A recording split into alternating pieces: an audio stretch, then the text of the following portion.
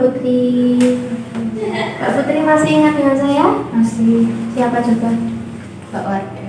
Oke, benar sekali ya Mbak Putri. Baik, untuk hari ini bagaimana perasaan Mbak Putri? Jauh lebih baik dari sebelumnya. Jauh lebih baik dari sebelumnya. Bagaimana dengan tidur Mbak Putri semalam? Sekarang sudah bisa tidur. Sudah bisa tidur, syukurlah kalau begitu, saya senang mendengarnya Mbak Putri. Ketika Mbak Putri menghadapi masalah, biasanya apa yang Mbak Putri rasakan dan lakukan? Biasanya saya tuh masih merasa kayak kemarin, cuman saya udah bisa melatih yang Mbak Warda ajarin kemarin. Bagus kalau begitu Mbak Putri sudah mempraktikkan yang kita praktik kemarin ya. Baik, Mbak Putri masih ingat kontrak kita kemarin? Masih. Baik, hari ini kita akan berbincang-bincang tentang bagaimana cara Mbak Putri melakukan hal-hal yang baik dan positif ketika sedang mengalami masalah. Tujuannya supaya Mbak Putri dapat melakukan kegiatan positif saat menghadapi masalah. Waktu pertemuan kita sama seperti kemarin ya Mbak Putri, sekitar 15 menit. Apakah Mbak Putri setuju? Iya, saya setuju. Untuk tempatnya Mbak Putri mau di sini saja atau mau pindah ke tempat yang lebih nyaman? Di sini aja. Di sini saja. Baik, kita mulai ya Mbak. Baik, hari ini kita akan membahas kegiatan-kegiatan positif yang dapat Mbak lakukan ketika sedang mengalami masalah. Tujuannya agar Mbak dapat menenangkan pikiran Mbak dan mengurangi perasaan stres yang datang akibat masalah. Yang perlu dipersiapkan yaitu daftar kegiatan positif yang bisa Mbak lakukan saat menghadapi masalah agar pikiran Mbak lebih tenang, begitu ya Mbak. Mbak, ketika pikiran negatif Mbak muncul kembali, biasanya Mbak melakukan apa? Biasanya saya memasak atau berbincang dengan teman-teman. Baik, bagus sekali Mbak. Jadi saat Mbak mengalami masalah atau pikiran-pikiran negatif itu muncul, Mbak melakukan hal-hal positif seperti memasak atau berbincang dengan teman-teman ya Mbak. Baik Mbak, selain Mbak melakukan memasak dan berbincang-bincang dengan teman-teman,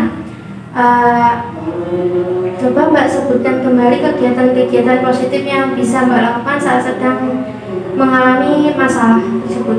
Biasanya saya juga suka menyanyi sama pergi gitu sih. Itu perginya kemana Mbak? Biasanya ke alam, naik gunung gitu. Oh begitu ya Mbak, bagus sekali. Begitu, Mbak sudah melakukan kegiatan positif tersebut. Baik, dengan melakukan kegiatan positif tersebut, Mbak dapat mengalihkan pikiran dari masalah dan merasa lebih tenang. Apakah Mbak merasa lebih tenang ketika melakukan kegiatan-kegiatan tersebut? Iya. Baik Mbak, sesi kita kali ini sudah selesai. Bagaimana perasaan Mbak setelah setelah mengungkapkan apa yang kita bicarakan tadi? Saya jauh lebih senang. Jauh lebih senang ya Mbak. Bisa Mbak sebutkan kembali kegiatan positif yang dapat dilakukan saat menghadapi masalah? Jadi bisa masak, bicara dengan teman-teman, jalan-jalan gitu. Baik, bagus sekali Mbak sudah bisa mengungkapkan kegiatan-kegiatan positif. Baik, selain kegiatan positif itu, apakah Mbak bisa menyebutkan kembali yang sudah kita pelajari dari awal? Iya, awalnya itu kita berarti yang betulnya itu, terus yang kedua kita menuliskan pikiran yang negatif, terus yang ketiga ini. Baik, bagus sekali ya Mbak. Mbak sudah bisa menyebutkan kegiatan-kegiatan positif yang harus dilakukan dari pertama kita bertemu sampai sekarang.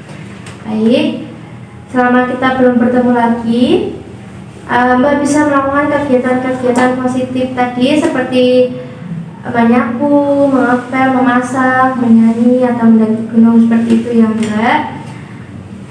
Ini Mbak bisa masukkan ke dalam kegiatan-kegiatan itu ke dalam jadwal kegiatan harian Mbak Putri gitu. Jadi pada pertemuan berikutnya kita akan membahas tentang membuat rencana untuk masa depan.